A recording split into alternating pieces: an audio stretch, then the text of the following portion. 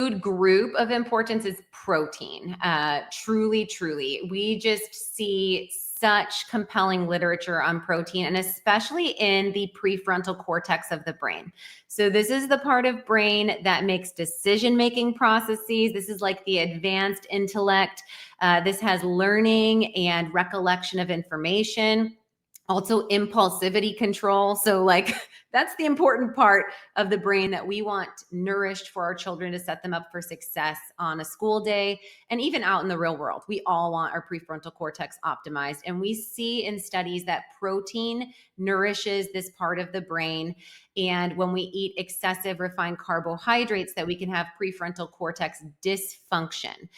We can even see hippocampal shrinkage in the brain when inadequate protein is consumed and or if kiddos aren't chewing enough.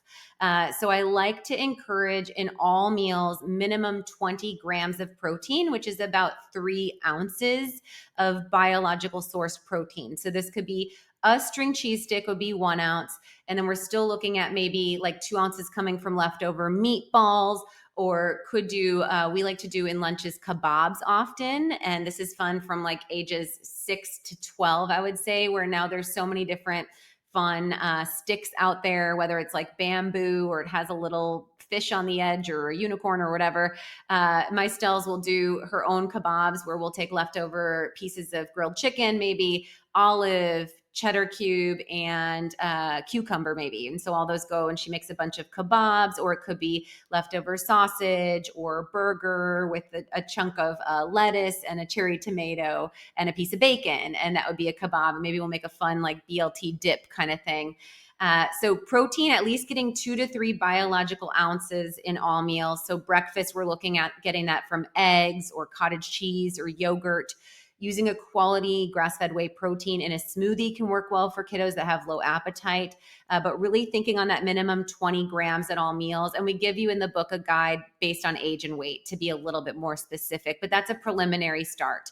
I really believe very strongly we're putting kids at a disadvantage if they aren't meeting that minimum protein need.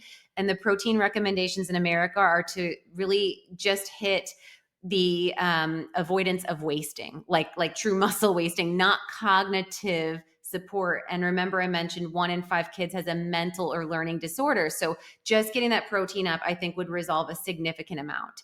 And choosing from whole real foods of that protein. And then I think as far as specific nutrients, choline is a really big one that we think of in the world of neurological health.